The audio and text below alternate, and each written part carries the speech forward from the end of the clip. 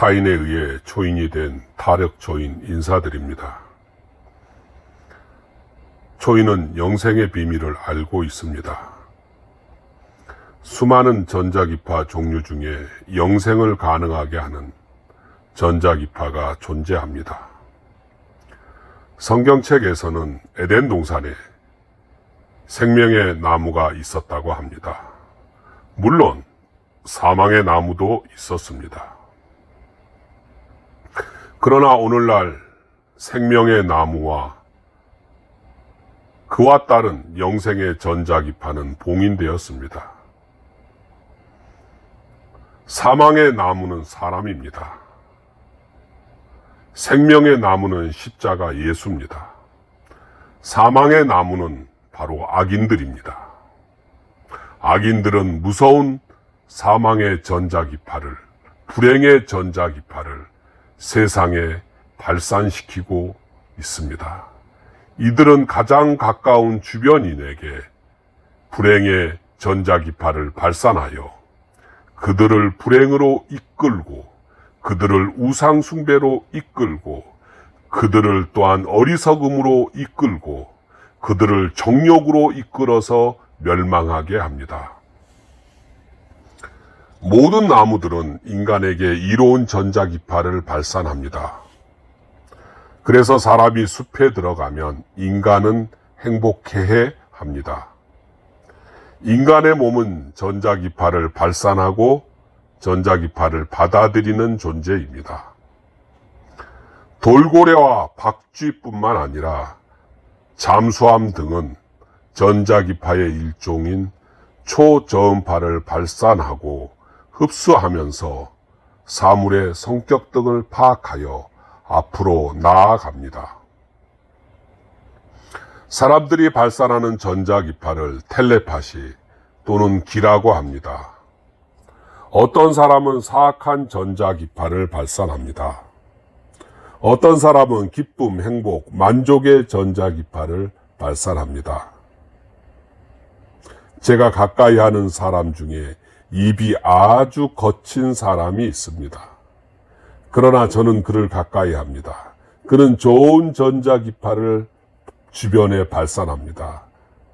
그는 비록 입이 거칠지만 그와 함께 식사를 하거나 그와 함께 여행을 하면 저는 행복합니다. 이스라엘 역사에서 가장 좋은 기쁨, 만족, 행복의 전자기파를 발산하는 사람은 누구였을까요? 성경은 그 사람을 바로 다윗이라고 합니다. 사람들은 다윗 하면 다윗에 관한, 왕에 관한 이야기만 생각합니다. 그러나 다윗은 왕이 되기 전에 소년일 때 유명한 기쁨의 전자기파를 발산하는 사람이었습니다. 그래서 왕궁에 들어가서 조울증과 우울증에 걸려서 사경을 헤매는 사울왕 앞에서 하프를 연주했습니다.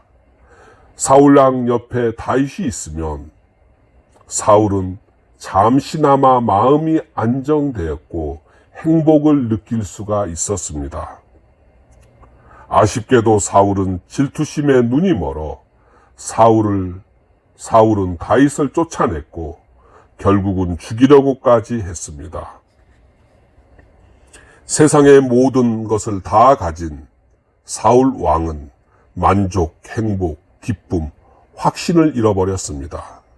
그것을 찾아서 박수를 만났고 엔돌의 신접한 자를 가까이 하다가 결국은 사망당했습니다. 방사능 물질이 무서운 것은 그 물질 곁에만 있어도 피폭을 당하기 때문입니다. 특정 물질은 방사파, 즉 전자기파를 발산합니다. 이것을 방사선이라고 합니다. 이 방사파의 영향을 받는 것을 피폭이라고 합니다. 방사파에 피폭된 사람은 반드시 분리 조치합니다. 근처에 가까운 데 있는 사람을 또 피폭시키기 때문입니다. 반사능에 피폭되어 사망한 경우 그 시신은 수장을 하거나 화장을 결코 하지 않습니다. 그 시신은 반드시 고밀도의 나무로 만든 관 속에 집어넣어서 매장을 합니다. 사악한 불행, 우울, 불만족의 전자기파를 방사하는 방사능 인간이 분명히 존재합니다. 이들을 악인이라고 합니다. 어떤 사람들은 이들을 사이코패스 범죄자라고 합니다. 그러나 이런 사람을 곁에 두면 전자기파에 피폭되어 반드시 고통을 당합니다. 10년을 같이 했어도 방사능 인간은 쫓아내거나 아니면 내가 떠나야 행복을 쟁취할 수 있습니다. 문제는 이 방사능 인간들이 부모, 자녀, 성직자, 친구, 친척, 동료, 스승, 제자, 부하 등이 되어 나에게 영향을 미칠 경우 쫓아내거나 떠나거나 또한 차폐시키기가 힘들다는 것입니다. 차폐라는 것은 차단시키고 폐쇄한다는 것입니다. 성경은 이것을 함축적으로 내 원수가 내 집안 식군이라 라고 극단적인 표현까지 했습니다.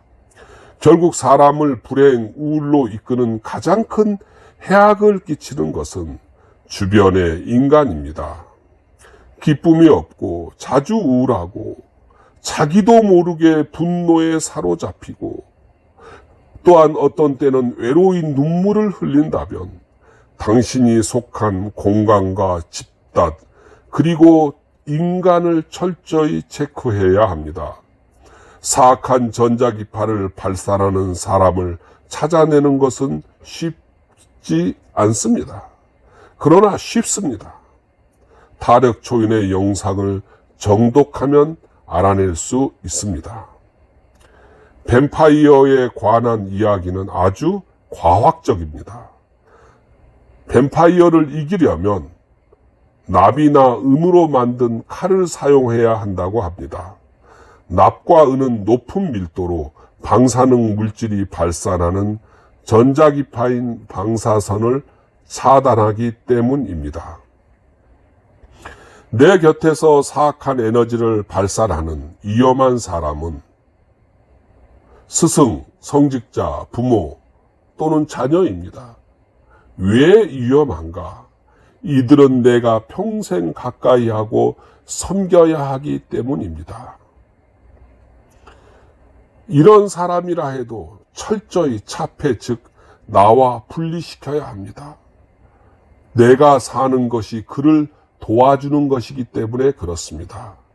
위대한 사람, 행복한 사람은 방사능 인간을 냉정하게 차단할 줄 아는 사람입니다.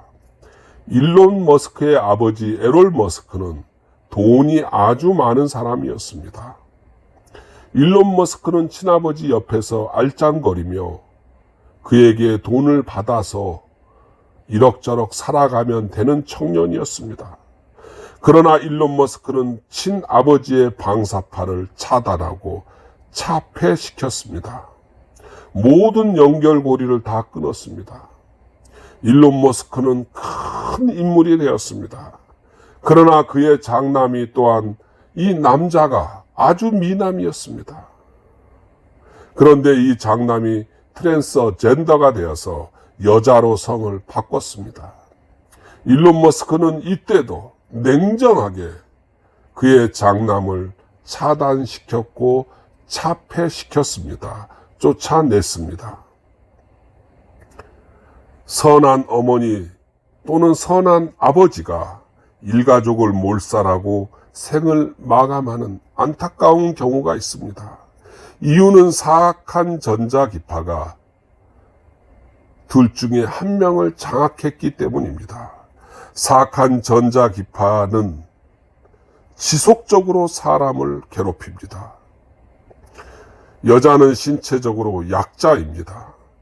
그러나 신은 여자에게 강력한 전자기파를 방사하는 능력을 선물했습니다. 행복의 전자기파를 쏘는 여자와 사악한 우울의 전자기파를 쏘는 여자가 있습니다.